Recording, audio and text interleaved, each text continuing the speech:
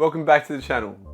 Today, we're going to be going over some basics of protein and a couple of strategies to help you get more protein into your diet.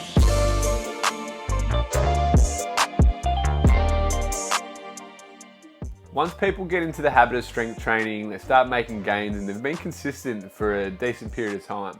Usually the next questions we start to get are, what should I start doing with my nutrition? What can I do with the food that I eat on a day-to-day basis to make sure that I'm getting the most out of the training process? The first thing we do is assess protein intake.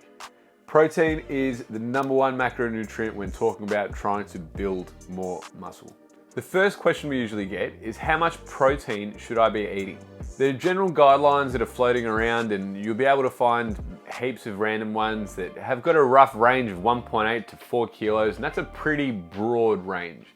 We generally recommend, for someone that's strength training fairly consistently, we recommend about 2 to 3 grams of protein per kilo.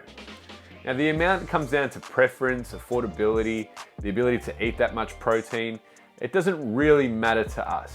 If someone is going from eating 1 gram of protein per kilo a day, getting them up to 2 grams of protein per kilo a day is a big win. Anywhere in that range of 2 to 3 grams per kilo is fine, and it really comes down to personal preference. Now you're probably thinking, well, I don't track my calories or I don't weigh my food, so how am I going to do that? So that's okay. What we recommend then is usually palm-sized portions. If we can aim for 3 to 5 palm-sized portions per day, you're probably going to be within that range. A palm-sized portion would be roughly around 40 grams of protein, and that generally is enough. If you look at that range and you say you're a 100 kilo male, you need 200 grams of protein roughly. That would mean you'd have 5 palm-sized portions per day, and it's as simple as that. You'll obviously get trace amounts from other foods and that'll shoot you a little bit over, but that'll have you well within the range of 2 to 3 grams per kilo that we recommend. The next point we're going to go over is making sure that we've got protein ready. The strategies that I employ to make sure that I never go under my protein is that, 1, I've got protein powder on hand. So if I get to the end of the night and I haven't hit my targets, or if I know that I'm out all day during the day and I'm not going to have food on me, I have a protein shake ready. That's an easy 30 to 60 grams depending on how much you need or how much you have per scoop. The other strategy, which I would probably say is more important, is cooking or having a decent portion of protein ready in your fridge. The way that I do it, I just find it's the easiest way for me, is I bake a tray of chicken and then I portion that out into 50 gram servings. So for me, in one of these containers, I have about 150 grams of cooked chicken breast, and that allows me just to go to the fridge, I grab this, and then I have it with whatever carbs and whatever veggies that I want to have with it as well. That makes it really convenient for me, and there's never a day that I go without hitting my protein targets. So being organized, being prepared is probably going to be a really big factor in making sure that you get your protein intake in for the day. And the third point is to distribute it throughout the day. We've seen now that the anabolic window doesn't really matter too much, considering that after training, muscle protein synthesis can be elevated for up to 24 hours a day.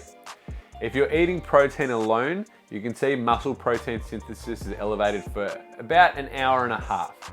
If you combine both training and spaced protein feedings, you're going to be in a surplus of muscle protein synthesis over breakdown. And that's what we want to ensure if our goal is to build muscle. Some people may struggle with actually fitting it in.